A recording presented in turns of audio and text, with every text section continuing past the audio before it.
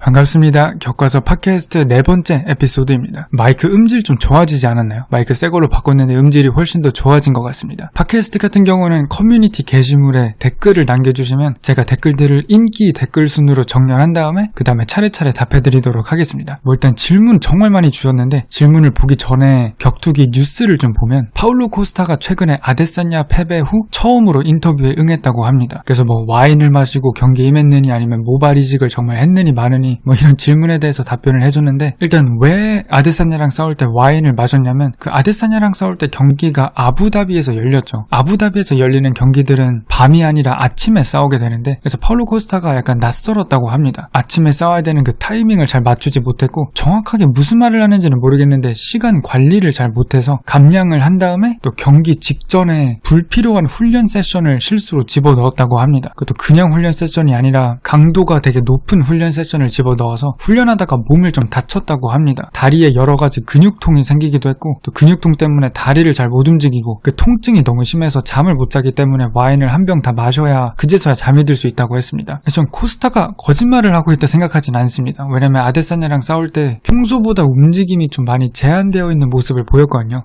물론 아데사냐의 카프킥 데미지가 많이 쌓였고 또 아데사냐의 속임 동작에 어떻게 대응해야 되는지 잘 모르는 모습도 있긴 했는데, 근데 그런 걸 다 감안하고 나서도 평소보다 좀 잘 못 움직이는 모습을 보였습니다. 그래서 코스타가 좀 경기 뛰기 전에 몸에 문제가 좀 있었고 100%가 아니었다는 건 충분히 믿을 수는 있다 생각합니다. 근데 물론 아데사냐한테 하도 압도적으로 졌기 때문에 100%로 싸웠던 70%로 싸웠던 결과는 똑같을 거라 생각합니다. 또 인터뷰를 보면 파울로 코스타가 약간 핑계를 댄다는 그런 느낌보다는 기자가 계속 물어보니까 와인 사건 해명해라, 진짜 어떻게 된 거냐, 아데사냐랑 싸울 때 100% 컨디션이었냐 계속 물어봐서 파울로 코스타가 그냥 어떤 일이 있었는지 답해주는 느낌이 강했습니다. 그래서 핑계대는 것 같진 않고 달라지는 건 없지만 코스타가 아데사냐랑 싸울 때 100%로 싸운 건 아닌 것 같습니다. 인터뷰를 보거나 하는 말을 들어보면. 또 모발 이식은 참고로 정말 한 게 맞다 합니다. 그러니까 그 뒤통수에 있는 모발을 떼가지고 그 본인 머리 앞쪽에다가 심었는데 생각보다 잘 됐다고 합니다. 결과에 만족을 하고 지금 머리가 자라는 것만 기다리고 있다고 합니다. 파울로 코스타 본인 머리 스타일에 신경 많이 쓰는 걸로 유명하고 또 인터뷰에서도 그렇게 말했습니다. 머리 스타일 신경 많이 쓴다고. 또 뭐라 말이냐면 마빈 베토리랑 싸울 때쯤이면 머리도 많이 자랐기 때문에 멋진 머리 스타일 그리고 또 멋진 경기 보여준다, 그런 멋진 말도 하고 인터뷰를 마무리했습니다. 파울로 코스타 좀 잘 꾸미는 선수로 유명하죠. 지난번에는 그 립스틱을 바르고 나와서 많은 사람들의 관심을 끌기도 했는데 몸도 그렇고 머리 스타일도 그렇고 꾸미는 거 좋아하는 것 같습니다. 파울로 코스타 여러 면으로 좀 되게 재밌는 선수 같습니다. 파울로 코스타 인스타그램이나 SNS 한번 확인해보면 재밌는 거 정말 많습니다. 재밌는 생각을 많이 하시는 분인 것 같습니다. 이제 질문으로 넘어가 보도록 하겠습니다. 질문을 인기 댓글 순으로 정렬해보면 첫 번째 질문은 박세환 유튜브님께서 안녕하세요, 교과서님 팬입니다. 감사합니다. 저도 박세환님 유튜브 채널에 영상 한번 보도록 하겠습니다. 우스만 코빙턴 2차전 어떻게 보시나요? 라고 질문 주셨는데 개인적으로 우스만 생각하고 있습니다. 우스만이 트레버 휘트맨을 만나면서 타격 실력이 정말 비약적으로 발전했죠. 정말 단기간에 타격이 빨리 늘었기 때문에 만약에 우스만하고 코빙턴이 1차전이랑 비슷하게 타격전을 펼친다면 저는 1차전 때보다 훨씬 더 압도적인 그런 경기를 볼 수 있다 생각합니다. 코빙턴도 물론 타격에서 많이 발전을 하긴 했는데 코빙턴은 좀 공격의 다양성을 많이 늘리더라고요. 과거에는 많이 쓰지 않았던 변칙적인 킥들을 좀 많이 사용하고 있는데 우스만의 그 타격이 너무 날카로워지고 또 복싱 기본기가 너무 좋아졌기 때문에 타격전에서는 좀 많이 어려울 거라 생각합니다. 근데 만약 레슬링이나 그래플링이 포함이 되면 코빙턴에게도 승산이 있고 또 어쩌면 좀 우스만에게 새로운 챌린지가 될 수가 있는 게, 우스만은 지금까지 싸운 상대들 중에서 본인을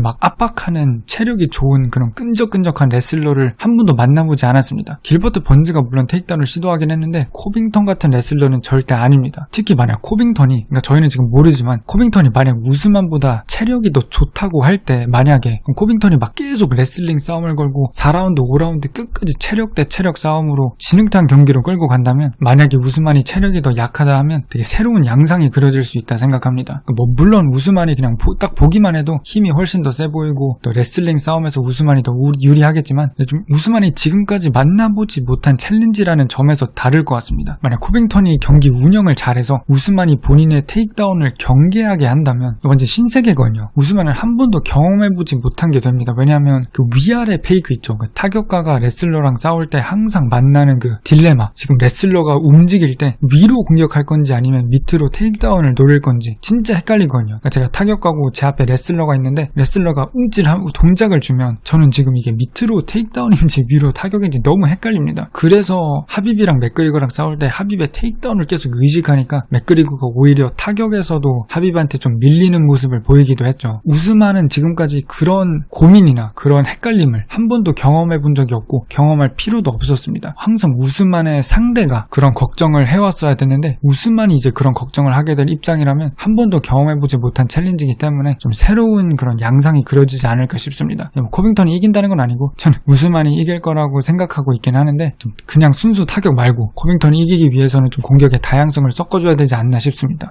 두 번째 질문은 저는 포이리에가 찰스 올리베이라를 잡고 챔피언이 되면 게이츠가 포이리에를 쉽게 잡을 수 있을 거라고 생각합니다. 어떻게 생각하시나요? 라고 질문 주셨는데 되게 가능성 있는 그런 생각이라고 생각합니다. 왜냐하면 게이츠 대 포이리에 1차전을 기억을 해보면 생각보다 가까웠거든요. 생각보다 근소했습니다. 제가 격투기를 보면 주로 승자만 기억을 하고 나머지 경기가 뭐 어떻게 흘러갔는지는 좀 까먹는 경우가 많은데 1차전을 보면 포이리에가 이기긴 했는데 위험한 순간들이 정말 많았습니다. 비등한 경우도 되게 많았고 근데 중요한 건 그때 게이츠하고 지금 게이츠는 그냥 완전히 다른 선수죠. 솔직히 그때 게이츠는 눈을 감고 싸우나 뜨고 싸우나 비슷했다고 봅니다. 왜냐면 눈으로 상대가 얼마나 멀리 있는지 가늠한 다음에 때리는 게 아니라 상대가 본인을 때리기 시작하면 막 맞으니까 이제 나도 때리면 닿는 거리에 있겠구나 하고 때리는 그런 그 정도였거든요. 거의 진짜 게이츠가 그 상대가 그냥 때리면 가드 올리고 이마에다가 막 맞으면서 한 대 때리면 자기는 2대 때리거나 아니면 더 세게 때리려고 하고 그게 진짜 다였다면 지금은 정말 많이 바뀌었습니다. 완전히 다른 푸더크, 엄청나게 좋은 푸더크를 가지고 있고 타격도 훨씬 더 날카로워졌고 카운터 능력도 정말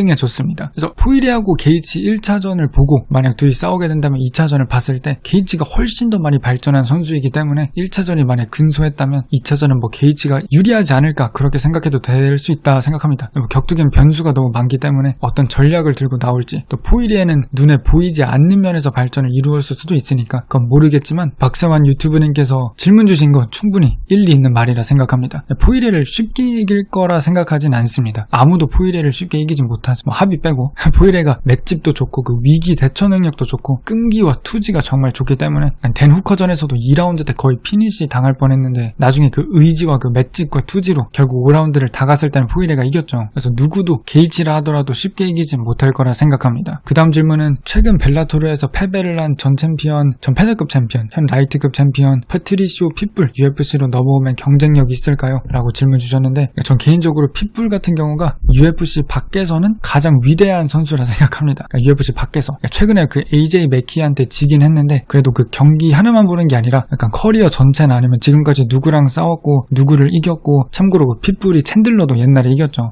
그런 걸 봤을 때 전체적으로 보면 아직까지는 뭐 AJ 맥키한테 지긴 해도 핏불이 UFC 밖에서는 가장 그런 위대한 선수이지 않나 생각합니다. 근데 경기 되게 대단했습니다. 그 AJ 맥키 스트레이트 페이크를 준 다음에 이제 핏불이 그 스트레이트를 피하면 그 머리를 피한 방향으로 또 헤드킥을 찼죠. 그 로버트 휘테커의 1-2 하이킥이랑 비슷하죠. 1-2 할 때 그 2 스트레이트를 상대가 피하면 그 피한 방향으로 헤드킥을 차는 거니까 되게 좋은 것 같습니다. 되게 멋진 기술이었고 완벽하게 수행을 했죠. 뭐 일단 핏불 같은 경우는 UFC로 오면 탑 10에는 무조건 들지 않을까 싶습니다. 탑 10에는 들 것 같고 솔직히 탑 5도 가능할 것 같긴 한데 좀 어려울 거라 생각합니다. 근데 비교하기가 좀 어렵죠. 왜냐면 그 UFC 선수들은 UFC끼리 싸우고 벨라토르는 또 벨라토르끼리 싸우기 때문에 왜냐면 제가 못하는 선수랑 싸우면 제가 또 잘해 보이기 때문에 또 벨라토르하고 UFC 사이에 실력 차이도 분명 있다 생각합니다. 핏불 같은 경우는 잘합니다. 근데 할로웨이한테는 질 것 같고 볼카노프스키한테도 질 것 같고 오르테가한테도 질 것 같습니다. 그래서 탑 5 안에 들 수는 있는데 좀 힘들게 들지 않을까 생각합니다.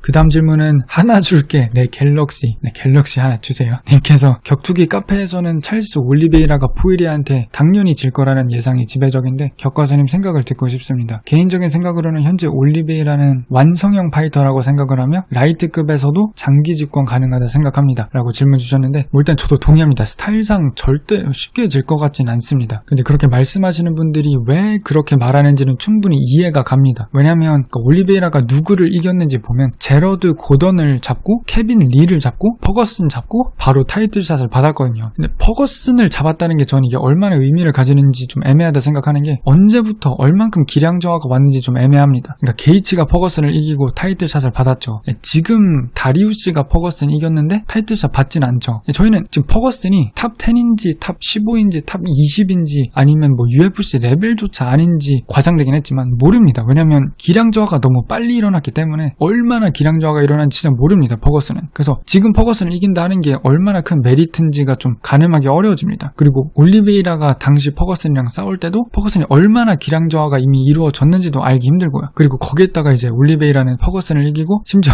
벨라토르에서 넘어온 사람이랑 싸웠기 때문에, 그래서 타이틀을 받았기 때문에 왜 그런 말을 하는지 전 충분히 이해가 갑니다. 어느 정도 일리 있는 말이라 생각을 하는데, 올리베이라고 올리베이라고 포이리의 스타일을 보면 저는 포이리한테 많은 어려움을 줄 거라 생각합니다. 왜냐면 일단 올리베이라는 앞으로 전진해야 잘하는 선수거든요. 전진할 때 본인의 대부분의 공격들이 되게 살아나고, 포이리에도 이거를 분명 알 겁니다. 그래서 포이리에도 올리베이라가 전진하지 못하고 후진하게 유도를 할 건데, 아마 그 포이리에가 항상 사용하는 쉬프팅 공격, 사우스포에서 레프트를 던지고 스탠스 바꾼 다음에 라이트 오버핸드 던지는 거, 그 쉬프팅 공격을 많이 활용해서 올리베이라가 백스텝을 밟게 할 것 같긴 한데, 근데 또 이게 많이 어려울 거라 생각합니다. 왜냐면 올리베이라의 그 창과 같은 찌르는 공격들, 잽과 프론트킥과 스트레이트킥이 되게 좋거든요. 직선형 공격이 되게 좋은 선수이기 때문에 창처럼 찌르는 그런 공격이 많습니다. 그래서 포이리에가 전진하는데 좀 문제가 생기지 않을까 싶습니다. 또 포이리에가 이제 올리베이라가 킥을 많이 차면 뭐 레그킥이나 프론트킥이나 킥캐치를 통해서 올리베이라가 후진하게 할 수 있습니다. 포이리에가 맥그리거 3차전 때 그런 방법을 잘 사용했죠. 그러니까 누가 뭐 스파링을 하거나 싸울 때 제 다리를 잡으면, 제가 킥을 찰 때 다리를 잡으면 제가 이제 움직일 수 있는 방향은 뒤로밖에 없습니다. 다리 콩콩 뛰어서 다리 빼려고 뒤로 빠지기 때문에 자연스럽게 올리베이라는 뒤로 빠지게 됩니다. 뭐 예상하기 되게 어렵습니다. 둘 다 하도 잘하고 또 변수가 많기 때문에 전 솔직히 초반 라운드는 올리베이라가 이길 거라 생각하긴 합니다. 초반에는. 후반에 이제 경기가 좀 힘들어지고 두 선수 다 데미지 많이 입고 그러면 이제 포이리의 그 단단함과 투지와 맷집이 좀 진가를 발휘하지 않을까 싶습니다. 올리베이라 저 장기 집권은 좀 어렵다고 생각을 하는 게, 그 올리베이라 대 챈들러 경기만 봐도, 그러니까 솔직히 올리베이라가 챈들러랑 2차전을 치러도 어떻게 될지 모르거든요. 그러니까 이것도 올리베이라가 챈들러를 피니시 시킨 것만 저도 솔직히 기억에 좀 많이 남습니다. 경기가 어떻게 흘러갔는지는 좀 까먹고 살고 있었는데, 생각을 해보면 그 1라운드는 챈들러가 완전히 압도하고 있었죠. 그 10대 8 준 저지도 있습니다. 그 올리베이라가 드랍되기도 했고 거의 피니시 당하기까지 했습니다. 그라운드에서 쓰러져 있었는데 머리 계속 움직여주면서 심판이 끝나지 못하게 했죠. 그 정도로 가까웠습니다. 그 정도로 챈들러가 올리베이라 피니시 시킬 뻔했는데, 이제 2라운드에 올리베이라가 그 깔끔한 진짜 완벽한 레프트 훅 한 대 맞고 이제 챈들러가 끝났죠. 그래서 솔직히 애매하긴 합니다. 왜냐면 2차전 때 누가 이길지는 또 이게 애매하거든요. 챈들러가 그만큼 또 폭발적이기 때문에. 그 또 포이리에랑 올리베이라랑 싸울 때도 전 솔직히 포이리에 쪽으로 약간 기울긴 합니다. 올리베이라가 초반 라운드는 이길 수 있을 것 같은데 경기 후반에 접어들수록 포이리에가 더 유리할 것 같습니다. 그래도 좀 올리베이라한테 진짜 힘든 매치업이 저스틴 게이츠라 생각하는데, 그러니까 게이츠는 그 레슬링 기본기가 되게 좋죠. 테이크다운 디펜스가 정말 좋습니다. 근데 하빕은 그 저스틴 게이츠가 익숙한 프리스타일 레슬링이 아니고 그 체인 레슬링, 그 다게스탄 레슬링이기 때문에 게이츠가 테이크다운 당하긴 했는데, 하빕 레슬링은 그 간단히 말씀드리면 한 번에 안 끝납니다. 그러니까 하빕이 테이크다운을 시도하는 건 상대를 넘어뜨리는 거라기보다는 그 후속 테이크다운으로 그 체인 리액션처럼 계속 나오는 테이크다운을 시작하기 위해서 테이크다운 시도하는 거거든요. 하빕하고 맥그리거하고 싸울 때 하빕이 테이크다운 했는데 맥그리거가 그걸 막아냈어요. 그럼 뭐 사람들이 맥그리거 테이크다운 디펜스 대단하다. 하빕은 애초에 그 테이크다운 하라기보다는 그 테이크다운을 통해서 맥그리거를 케이지에 밀어서 본인의 그 다음 테이크다운을 셋업하는 거였습니다. 올리베이라는 그런 스타일의 테이크다운 선수가 아니기 때문에 게이츠가 좀 잘 방어할 거라 생각합니다. 그럼 게이츠가 테이크다운을 방어하면 타격을 해야 되는데 게이츠의 그 맷집하고 푸더크하고 스피드하고 파워하고 레그킥 때문에 올리베이라한테 많이 어려울 거라 생각합니다. 올리베이라 좀 많이 힘들 거라 생각합니다. 근데 물론 또 올리베이라가 경기 전략 잘 짜고도 잘 운영을 하면 이길 수 있겠지만, 지금 올리베이라 말고 챈들러도 있고 포이리에도 있고 게이츠도 있고 이슬람 마카체프도 있고, 이슬람 마카체프 진짜 잘하죠. 잘하는 선수가 너무 많기 때문에 장기 집권은 약간 어려울 수 있다 생각합니다. 그러니까 라이트급은 항상 너무 경쟁이 심해요. 그러니까 평균적인 그 남자 크기가 아마 라이트급, 패더급 그 정도기 때문에 경쟁이 너무 심한 것 같습니다. 그 다음 질문은 제임님께서 코리안 좀비 선수가 예전 유튜브에서 오르테가전 이후에 경기가 안 잡힐 때 라이트급에 도전해볼 생각도 해봤다고 합니다. 코리안 좀비의 라이트급 진출 어떻게 보시나요? 어느 정도로 경쟁력이 있을까요? 라고 질문 주셨는데, 코리안 좀비 일단 라이트급으로 가도 무조건 탑10 안에는 들 거라 생각합니다. 탑10 안에는 들긴 하는데 이제 올리베이라, 포이리에, 게이츠 그쪽은 좀 이제 이기기 어렵다 생각합니다. 많이 어려울 것 같고, 좀 이제 랭킹을 좀 제가 보고 있는데 다리우시는 괜찮을 거라 생각합니다. 다리우시 역시는 코리안 좀비가 이길 수 있지 않나 생각하고, 챈들러가 문제죠. 챈들러는 폭탄이죠. 원자 폭탄 같아가지고 챈들러는 공격이 되게 단순합니다. 지난 그 챈들러 대 게이츠 영상에서도 말했던 것처럼 공격은 되게 단순하고 종류가 없는데 한 번 할 때 무슨 원자 폭탄 터지듯이 터지기 때문에 좀 위험한 선수입니다. 코리안 좀비가 만약에 100% 완벽한 경기 운영을 가져오고 그걸 또 100% 잘 수행을 한다면 이길 수 있을 것 같은데 정말 위험하다 생각합니다. 토니 퍼거슨은 코리안 좀비가 이길 거라 생각합니다. 특히 지금 전성기가 다 지난 시점에서 퍼거슨은 이길 것 같고, 마카체프는 질 것 같습니다. 마카체프한테는 질 것 같고, 그래서 뭐 전체적으로 봤을 때 타이틀까지는 어려워도 챔피언까지 가는 그 과정은 어려워도 상위 랭커들이랑 어느 정도 경쟁은 할 수 있다 생각합니다. 두 번째 질문은 파울로 코스타하고 마빈 베토리 경기가 어느 양상으로 진행될 것 같나요? 라고 주셨는데, 파울로 코스타가 타격전은 이길 거라 생각합니다. 타격전으로 가면 파울로 코스타가 이길 것 같은데, 코스타의 체력이 좀 걱정되긴 합니다. 코스타가 로메로랑 싸울 때 3라운드 때 정말 지친 모습을 보였죠. 물론 뭐 베토리랑 싸울 때는 그렇게 빠른 페이스로 싸우지는 않을 것 같은데 그 체력이 좀 걱정됩니다. 베토리가 레슬링 잘 섞어주면, 그래플링하고 타격을 잘 섞어주면 파울로 코스타 그 체력 빨리 갉아먹을 수 있을 거라 생각합니다. 그래서 초반 라운드는 코스타가 이길 것 같고 후반 라운드는 베토리가 이길 것 같은데, 둘의 경기 전략에 따라서 어떻게 하느냐에 따라서 승자가 결정될 것 같은데, 그래도 파울로 코스타 쪽으로 약간 기울고 있긴 합니다. 세 번째 질문은 누네즈 대 세브첸코 3차전이 성립될 거라 보시나요? 만약 성사된다면 세브첸코가 어떻게 하면 이길 수 있나요? 라고 주셨는데, 누네즈 대 세브첸코 정말 가장 보고 싶은 여성 MMA 경기입니다. 세브첸코는 그 거리 조절하고 카운터가 엄청나죠. 누네즈는 힘이 거의 남자의 힘이죠. 그러니까 누네즈 상대들을 보면 되게 재밌는 게, 누네즈랑 경기가 시작하면 상대가 좀 처음에는 되게 자신만만하게 자신감을 가지고 막 돌아다닙니다. 스텝도 밟고 펀치도 던지고, 그러다가 첫 번째 펀치를 맞으면 그때부터 표정이 변합니다. 얼어붙습니다. 왜냐면 상대는 지금까지 살면서 이 정도로 세게 맞아본 적이 없거든요. 누네즈는 진짜 그러니까 과장 하나도 안 하고 남자의 동체급 남자만큼 세게 때린다 생각합니다. 누네즈하고 그 이름이 뭐였나요? 그 제시카 안드라지 선수, 그 선수도 누네즈랑 더불어서 동체급 남자랑 파워가 비슷하다 생각합니다. 그러니까 세브첸코가 누네즈랑 싸웠을 때 왜 어려웠냐면, 이게 세브첸코는 뼛속까지 카운터 펀처기 때문에 어느 정도 공략이 가능합니다. 세브첸코는 일정한 거리를 유지하다가 상대가 10cm 들어오면 본인은 10cm 빠지고, 거리를 계속 유지하다가 상대가 과한 공격을 던지면 카운터 하거든요. 그래서 2차전 때 누네즈가 뭘 했냐면 선제 공격을 그냥 안 하면 됩니다. 그냥 그 거리를 계속 유지하고 먼저 공격을 안 해버리면 세브첸코가 할 게 없어집니다. 왜냐면 상대는 안 들어오고 압박당하는 건 싫고, 그래서 누네즈가 아무 공격을 던지지 않으면서 세브첸코를 케이지에 계속 압박을 하니까 세브첸코가 그 단조로운 슈퍼맨 펀치만 계속 던졌거든요. 왜냐면 그 거리가 너무 멀고 먼저 공격을 안 해주니까 본인이 선제 공격을 해야 되긴 해야 되는데 그 먼 거리를 이동하는 공격은 그거밖에 없었나 봅니다. 슈퍼맨 펀치. 세브첸코가 이기려면 저는 너무 이제 카운터 스트라이킹만 노리지 않고 좀 다른 공격 옵션을 추가하는 것도 좋다 생각합니다. 승패는 잘 모르겠습니다. 근데 정말 보고 싶은 경기 중 하나입니다. 그 다음 질문은 닉홍님께서 하비비 올리베이라 같은 극강 주짓대로랑 붙었으면 어떤 결과가 나왔을 것 같나요? 그래도 하비비 힘으로 눌렀을까요? 격과서님의 의견이 궁금해요 라고 주셨는데, 정말 재미있을 거라 생각합니다. 하비비 근데 가끔 이런 말도 있죠. 그 하비비 힘이 센 게 아니라 기술이 좋은 거다. 그 레슬링이 힘 슬링이 아니다. 그런 말도 많은데, 하비비 근데 힘도 진짜 셉니다. 힘 정말 셉니다. 그러니까 뭐로부터 알 수 있냐면 그 하비비의 시그니처 테이크다운 있죠. 그 하이크라치에서 상대를 데드리프트 하듯이 들어 올린 다음에 그 나머지 다리를 걸어서 넘어뜨리는 거, 그걸 많은 선수들이 따라합니다.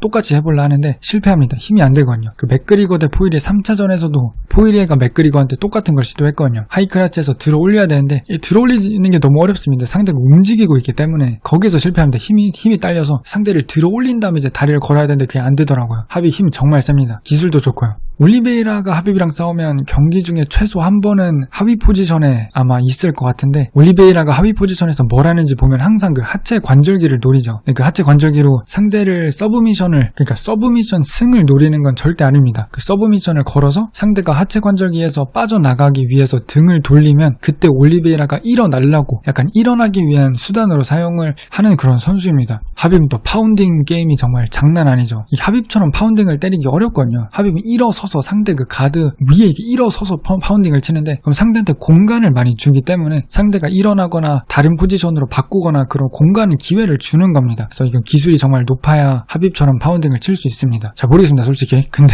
하비비 아마 이길 거라 생각합니다. 전성기 하비비면 올리베이라 이길 거라 생각합니다. 다음 질문은 박준영님께서 타이슨 퓨리 MMA 데뷔 가능성 어떻게 보시는지 궁금합니다. 어느 정도의 경쟁력이라고 생각하시는지. 근데 뭐 이거는 타이슨 퓨리가 어느 정도의 훈련을 또 얼마나 하는지가 관건이라 생각합니다. 지금 가면 그냥 지겠지만 훈련을 뭐 어느 정도 제대로 하면 충분히 뭐 괜찮은 성과 이뤄낼 수 있다 생각합니다. 타이슨 퓨리가 그 유튜브에서 제가 옛날에 MMA 훈련을 하는 걸 봤거든요. 근데 되게 즐겨 하는 걸 느꼈습니다. 타이슨 퓨리가 그때 데런 틸이랑 해서 재밌는 거일 수도 있겠지만 뭔가 되게 즐기는 모습이 있었습니다. 되게 재밌어하고 또 자주 하는 걸로 알고 있겠는데 잘 모르겠습니다. 또 즐겨하면 또 자주 하고 또 자주 하면 잘하게 되니까 나중에 뭐 작정하고 MMA 훈련을 하면 유의미한 성과를 낼 수 있다 생각합니다. 그 다음에 두 번째 질문으로 격과서님이 생각하시는 TJ 딜라소는 어떤 선수인지 그리고 추후 어떤 행보를 가질 거라고 생각하시는지 궁금합니다 라고 주셨는데 전 대단한 선수라 생각합니다. 앞으로 많이 기대가 됩니다. 왜냐면 한참 동안 경기를 뛰지 않고 코리 샌드헤건이라는 정말 까다로운 타격가를 상대했는데 좋은 모습 보여줬죠. 거기다 부상을 엄청 많이 달고 이번에 싸웠습니다. 물론 뭐 부상이 없는 선수가 없다 하는데 거의 한쪽 무릎이 나간 상태로 싸웠죠. 솔직히 딜라소 대 샌드헤건 경기 자체는 저는 그 샌드헤건이 이겼다고 보는 입장인데 앞으로 누가 더 기대되냐라고 했을 때는 전 딜라소가 더 기대된다 생각합니다. 왜냐면 경기를 오랫동안 뛰지 않고 그러니까 링러스트가 뭐 없다고 하죠. 선수들이 솔직히 있거든요. 그러니까 타이밍이나 이 감이 떨어집니다. 오랫동안 싸우지 않으면. 그럼에도 불구하고 무릎 한쪽 나가고 그 말고도 많은 부상이 있는데도 이 정도 퍼포먼스 보여주었다는 건 전 기대해도 될 것 같습니다. 앞으로 잘할 것 같고 부상이 만약 더 이상 없고 경기도 꾸준히 뛴다면 전 멋진 모습 기대해도 될 거라 생각합니다. 그 다음 질문은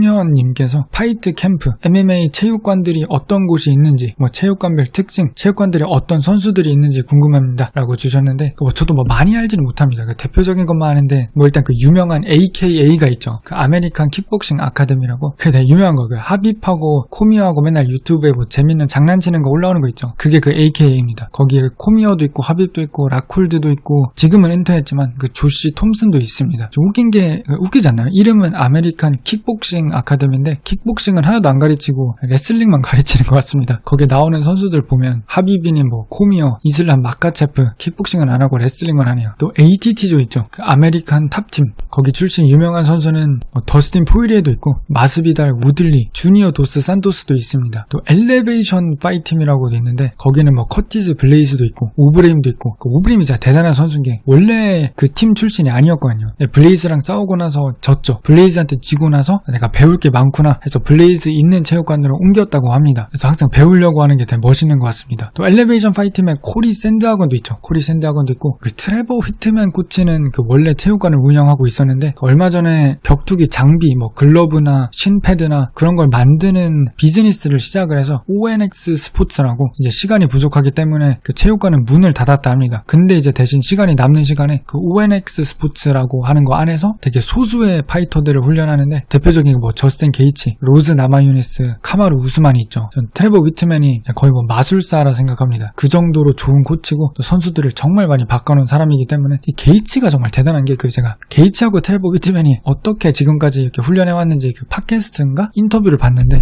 예, 재밌습니다. 그러니까 처음에는 게이치가 그 망나니처럼 싸울 때 무지막지하게 싸울 때 트레버 휘트맨이 게이치한테 네가 원하는 게 뭐냐? 라고 물어봤더니 게이치가 본인이 원하는 건 이기든 지든 상관이 없고 그냥 가장 엑사이팅한 가장 재미있는 선수가 되는 게 꿈이라 했습니다. 그래서 트레버 휘트맨이 그럼 그대로 싸워라 그랬고 나중에 이제 게이치가 포이리한테 지고 알바레즈한테 지고 그 다음에 이제 뭔가 이상함을 느꼈대요. 그래서 트레버 휘트맨한테 이제 본인이 원하는 건 가장 재미있는 파이터가 되는 게 아니라 챔피언이 되는 거라고 이기고 싶다 그렇게 말을 했더니 이제 같이 훈련을 제대로 하면서 포이리의 그 게이지가 많이 달라졌다 합니다. 그때부터 이제 엄청나게 많이 이기기 시작했죠. 또 마지막으로 물론 그 유명한 트라이스타 체육관 GSP의 코치 프라스 하비가 운영하고 있습니다. 그 프라스 하비가 가끔 유튜브에 또 뭐 기술 같은 거 올리고 트레버 비트맨도 그런 거 가끔 올리거든요. 저 그런 거 보면서 정말 많이 배웁니다. 제가 뭐 스파링이나 훈련에 적용하기도 하고 정말 좋은 거 많이 배웁니다. 그런 코치들 유튜브 페이지에서. 그 다음 질문은 조셉님께서 격과서님이 뽑은 가장 웰라운드 파이터는 누구인가요? 라고 질문 주셨는데 웰라운더는 뭐 격투기의 모든 영역을 골고루 잘하는 선수라고 하면 뭐 휘테커? 로버트 휘테커 되게 웰라운드라 생각합니다. 오펜스 레슬링을 많이 하진 않은데 이번에 켈빈 가스텔럼전에서 레슬링으로 공격하는 모습도 보여줬기 때문에 또 앞으로도 많이 쓸 것 같습니다. 휘테커가. 그래서 휘테커 웰라운드라 할 수 있을 것 같고 올리베이라죠. 올리베이라. 가장 웰라운드라 생각합니다. 모든 기술을 골고루 갖출 뿐만 아니라 또 골고루 사용하고 있죠. 복싱이면 복싱, 뭐 무에이타이면 무에이타이, 클린치 게임도 좋고 테이크다운은 당연하고 주짓수도 월등하기 때문에 올리베이라를 할 것 같습니다. 가장 웰라운더 선수를 뽑으라면 올리베이라 할 것 같습니다. 그 다음 질문은 디트로이트님께서 패더급 상위 랭커 5명 대 은간우 하셨는데 5명 쉽게 이깁니다. 5명이 은간우 이길 수 있다 생각하는데 격투기가 1대1에 특화된 스포츠이기 때문에 솔직히 5명도 필요 없습니다. 3명이어도 은간우를 이길 거라 생각합니다. 그러니까 이게 모든 격투기의 모습이 그 기술이 1대1을 위한 기술들이죠. 움직임이나 모든 게. 그러니까 3명, 4명이 다방면에서 공격을 하면 그러니까 애초에 다방면으로 공격을 막을 수 없을 뿐만 아니라 제 정신이 분산되어 있으면 제 공격도 하기 어려울 겁니다. 은간우가 뭐 몇 달이나 몇 달 동안 한꺼번에 여러 사람을 뭐 어떻게 싸우는지 미리 준비하고 훈련하지 않는 이상 2명도 어려울 수 있습니다. 운 좋으면 2명도 은간우 이길 수 있을 것 같은데 그러니까 그냥 2명이 전면으로 은간우한테 달려들어서 싸우는 거 말고 둘이 미리 전략을 짜고 계획을 한 다음에 싸워야 된다 생각합니다. 그러니까 한 명은 뭐 앞에 있고 뒤에 있고 은간우가 앞에 있는 사람 때리려면 그냥 뒤로 빠지고 그때 뒤에 있는 사람이 때리고 후더크는 패더급이 더 빠를 거니까 계속 또 속이고 여기 공격했다 저기 공격했다 한 사람 쫓아갈 때 뒤에서 때리고 뭐 그런 식으로 하면 이길 수 있을 거라 생각합니다. 재밌는 질문 감사합니다. 그 다음 질문은 김태현님께서 UFC는 코너 맥그리거를 기점으로 더 많은 대중들에게 알려지고 수익 창출에도 큰 긍정적인 변화를 가져왔다고 생각합니다. 그 이후에도 코너 맥그리거를 대체할 만한 그만한 큰 파급력을 가진 UFC를 지속 가능하게 할 다른 선수가 있을 거라고 보시는지 궁금합니다. 라고 좋은 질문 주셨는데 무조건 미래에는 나올 거라 생각합니다. 그러니까 뭐 시간이 걸릴 수는 있겠지만 언젠간 나올 수 있다 생각합니다. 왜냐면 격투기가 아직도 발전하고 있고 또 더 대중화되고 있는 단계라 생각하고 정체된 시기는 아니라 생각합니다. 앞으로도 더 커질 거고 더 많은 사람들이 볼 거라 생각하기 때문에 인기가 꾸준히 늘기 때문에 옛날에 그 무슨 처크 리델 그런 스타도 있었죠. 브록 레스너. 그때는 와 이런 브록 레스너를 능가할 스타가 나올 수 있을까 그런 생각을 했는데 론다 라우스도 나오고 론다 라우스 나오고 맥그리거도 나오고 뭐 하빕도 거의 맥그리거 수준의 인기를 누리고 있죠. 마스비달은 뭐 맥그리거급은 아닌데 뭐 디아즈도 있고 마스비달, 아데사냐, 은간우 근데 보니까 다 맥그리거급은 아니네요. 근데 이거 뭐 브록 레스너를 생각하면 될 것 같습니다. 브록 레스너 때 이거를 능가할 스타가 나올 수 있나 그런 말들 가끔 있었거든요. 옛날에도. 근데 또 맥그리거가 나오는 거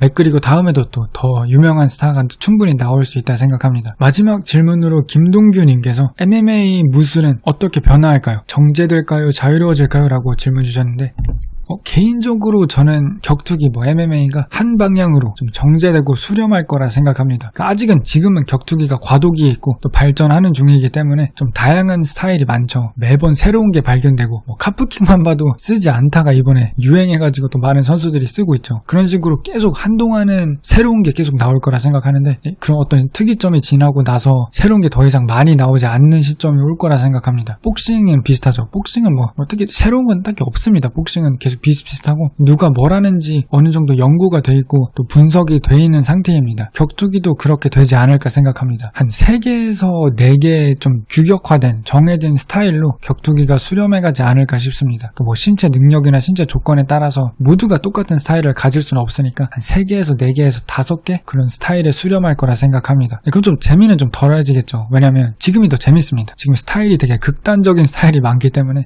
극강의 레슬러 하빕도 있고 창의적인 스트라이커 자빗, 로드리게스, 태권도 기반도 있고 아데사냐, 속임수의 마스터도 있고 할로웨이 같은 볼륨 펀처도 있고 스티븐 톰슨 같은 가라데 움직임, 휘테커 같은 휘테커도 가라데 스타일이죠. 극단적이고 좀 다른 스타일이 많은데 나중에는 좀 이게 정제되고 좀 수렴할 거라 생각합니다. 질문 너무 많고 다 답해드리고 싶은데 시간이 많이 돼가지고 질문이 너무 많으면 영상이 너무 길어질 것 같아서 아마 여기까지 해야 될 것 같습니다. 팟캐스트 앞으로 자주 할 것 같고 커뮤니티에 제가 게시물 올리면 그 밑에 답글 달아주시면 제가 인기순으로 답변해드리도록 하겠습니다.